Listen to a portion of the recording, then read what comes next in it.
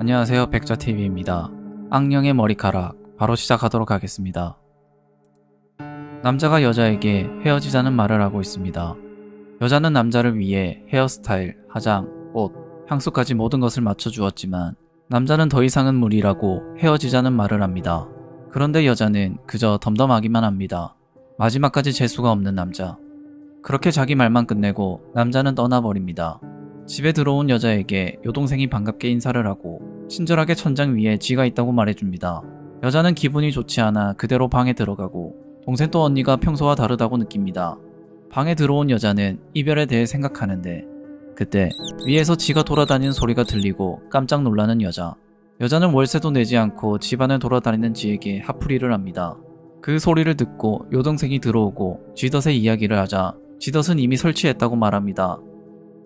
언니의 행방을 물어보는 부모님의 말에 언니가 힘이 없어 보인다고 말하는 여동생.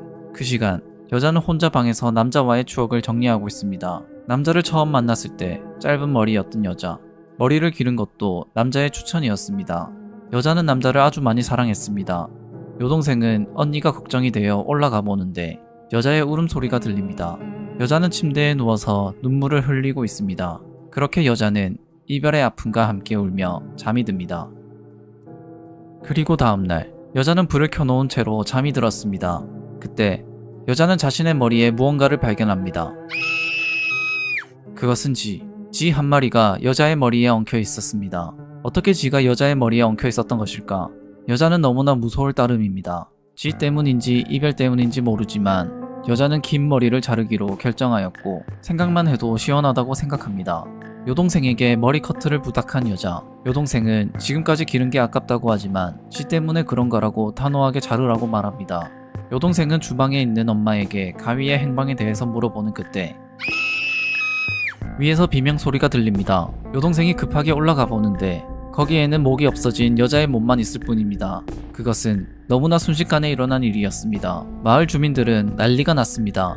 머리만 사라진 이상한 사건. 마을 주민들이 경찰에 신고를 하고 가족들을 진정시킵니다. 마침 남편은 집을 비운 상태였습니다.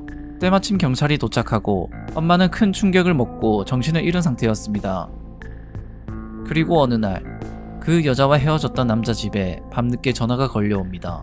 그 남자는 힘들게 일어나서 전화를 받는데 상대방은 말이 없고 이상한 소리를 냅니다. 남자는 벌어 칼을 냅니다. 그러다 남자는 헤어졌던 여자가 아니냐고 물어보지만 대답은 똑같습니다. 대화가 이어지지 않자 전화를 끄는 남자. 남자는 그 여자가 아닐 거라고 생각합니다.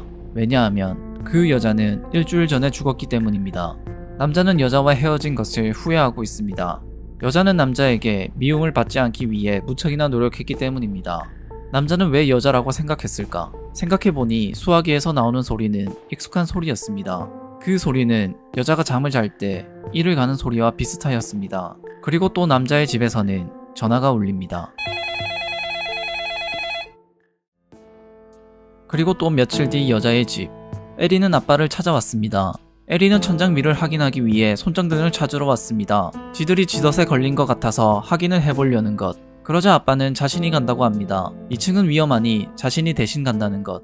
그러나 에리는 아빠를 걱정합니다. 그 후로 아빠의 심장이 안 좋아졌기 때문입니다. 그런데도 아빠는 그 위로 올라갑니다. 자신이 직접 설치한 쥐덫을 찾으러. 에리는 밑에서 한참을 기다려도 아빠가 내려오지 않자 자신도 천장에 올라가 봅니다. 아버지가 한 곳에서 놀란 표정으로 앉아 있습니다. 무언가 놀란 표정의 아빠. 에리는 아빠를 불러봅니다. 아빠. 불러도 아무런 대답이 없습니다. 그리고 에리도 아빠가 바라보는 곳을 쳐다보는데 그곳에는 여자의 머리가 있습니다. 에리는 놀랐지만 그 머리가 언니라는 것을 빠르게 알아차립니다. 도대체 누가 이런 짓을? 에리는 언니에게 가까이 다가가서 머리카락을 만져봅니다. 하지만 너무나 튼튼한 머리카락. 오히려 손이 머리카락에 베어 있습니다. 그런데 그 순간 갑자기 눈을 뜬 얼굴이 이상한 소리를 내기 시작합니다. 그리고 어디론가 갑니다. 마치 의지가 있는 듯 움직이는 얼굴. 에리도 언니를 따라갑니다. 큰 소리로 언니를 불러보지만 역시나 대답이 없습니다. 이건 살아있는 게 아니었습니다. 악령의 깃든 머리 그 자체였습니다. 이윽고 머리는 뱀처럼 기어서 어디론가 사라져버리고 말았다. 마치 마지막 목적을 달성하려는 듯이. 그리고 그 머리는 그 남자의 집에서 멈추었다.